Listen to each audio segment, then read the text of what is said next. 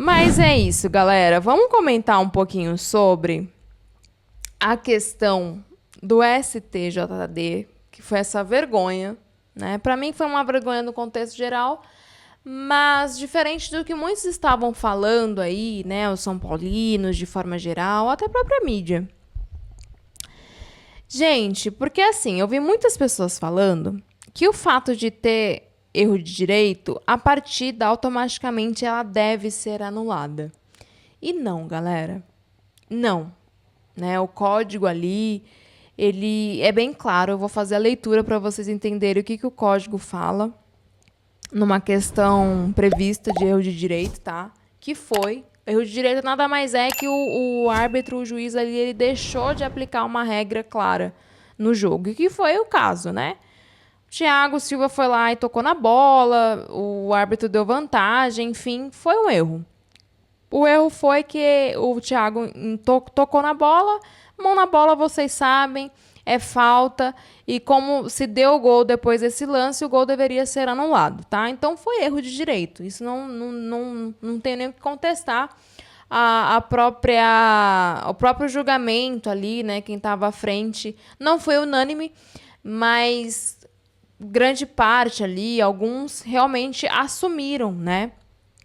Que teve erro de direito, né? Sobre o prazo, que acho que foi o Samuel Severino que levantou aqui, não me recordo exatamente qual foi a pessoa. O São Paulo, de fato, galera, apresentou essa contestação fora do prazo. E alegou que a contestação foi entregue fora do prazo porque precisava de elementos mais concretos. O elemento mais concreto, no caso, foi o áudio do VAR, né? Para ver o que ocorreu ali, se de fato teve erro mesmo, erro de direito no caso, para entrar com o seu pedido de anulação dessa partida. Para minha surpresa, eu até pensei que o STJD nem ia entrar no mérito por conta, né, dessa apresentação fora do prazo. Mas não, o STJD queria, né, colocar muito entre aspas aí, analisar os fatos para chegar de fato no julgamento e ver o que ocorreu, enfim, e dar o seu veredito aí em relação a essa questão. Então, o prazo em si não foi algo predominante ou levado em si, até foi colocado que foi apresentado no prazo. E até fiquei assim, nossa, né? Porque poderia se agarrar nessa situação, mas não se agarrou porque a CBF demorou dias aí para disponibilizar o áudio e as imagens também do VAR. Então, fiquei surpresa com essa questão. Só que, depois disso, foram 9 votos, por isso eu coloquei no título aí dessa live.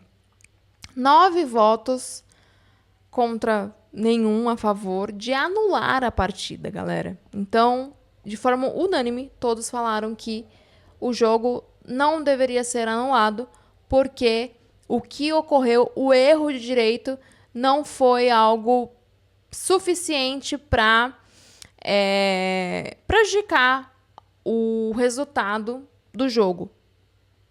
E aí, eu vi muitos São Paulinos colocarem que isso é um absurdo, porque automaticamente, se é um erro de direito, tinha que anular a partida. E não, galera. Infelizmente, a legislação aqui no Brasil, não só no desportivo, tá? De forma geral, se a gente for ler as leis, sempre vai ter um texto ali para dar margem a interpretações, tá? Sempre vai ter. A legislação brasileira tem essa singularidade bem interessante, tá? Então, se você ler ali, meu trabalho é ler leis, algumas específicas, tá?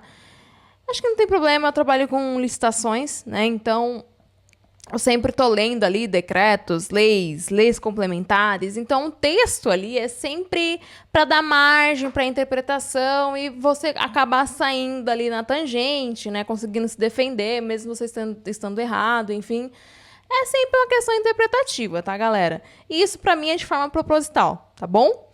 Isso pra mim é de forma proposital. E não é diferente do código desportivo ali que traz ali algumas questões como deve ser levado, o julgamento de algumas questões que é levado no jogo. E no erro de direito tem esse texto também, que eu vou ler para vocês e eu quero que vocês deixem a opinião, tá? Para surpresa de 0 pessoas ou não sei se sabem disso, mas olha o que fala no artigo 259, no parágrafo 1º.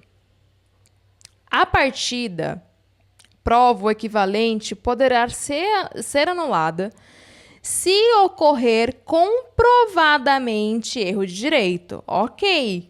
Chegamos no consenso que houve erro de direito nesse jogo aí contra o Fluminense. Mas olha só a complementação desse parágrafo 1º do artigo 259 do Código Brasileiro de Justiça Desportiva. Erro de direito relevante o suficiente para alterar seu resultado. Então, assim, galera, só esse textinho mequetrefe já dá margem para colocar qualquer coisa para não anular a partida, mesmo que tenha erro de direito. E se amarraram nessa questão, que o erro de direito que ocorreu no jogo não foi suficiente para alterar nada. Por quê? Foram 2 gols, né? Foram 2 gols na partida, não foi só um. Talvez se fosse só um gol que ocorreu, o fato em si, aí daria, né, mais margem para anular a partida. Mas, gente, anular um jogo no futebol brasileiro é muito complexo. Envolve, além, a gente sabe, né, que para mim tá claro que os clubes cariocas ali têm uma leve vantagem, vou colocar leve, tá? Leve vantagem por situações históricas, né? Enfim, fatos que já ocorreram, a gente já sabe, tá? Não preciso ficar batendo na tecla aqui e tudo mais. O fato de ter 2 gols ali já atrapalharia demais essa questão de ser anulado. E também envolve muitas coisas, né? A questão de divulgação, patrocínios, tudo isso, galera. Então é muito complexo. Envolve muita grana também para se anular um jogo, né? Fora aí que, como eu falei, Clube Carioca. Fluminense, galera. Tapetão, né? Um clube que tava na Série C e foi pra Série A de forma muito milagrosa, assim, tá? Vou usar palavras floridas aqui, floreadas, pra não me dar problema, porque eu não quero problema pra mim. Vocês acham mesmo que ia ser anulado esse jogo? Mas nunca que ia ser anulado esse jogo por vias normais, tá? E com o código, com essas palavrinhas ali, isso aí de fato ia acontecer. Então, assim, eu entendo a revolta da torcida. Eu acho que é vergonhoso porque, poxa vida, né? Erro de direito, enfim, prejudica o time. Eu sei que o fato do gol ali ajudou muito, mas o São Paulo também não jogou absolutamente nada, né? Enfim, também ajudou na questão de ter levado mais um gol na fuça. Então, eu sei que qualquer gol influencia na partida. Isso é claro, não tem como falar.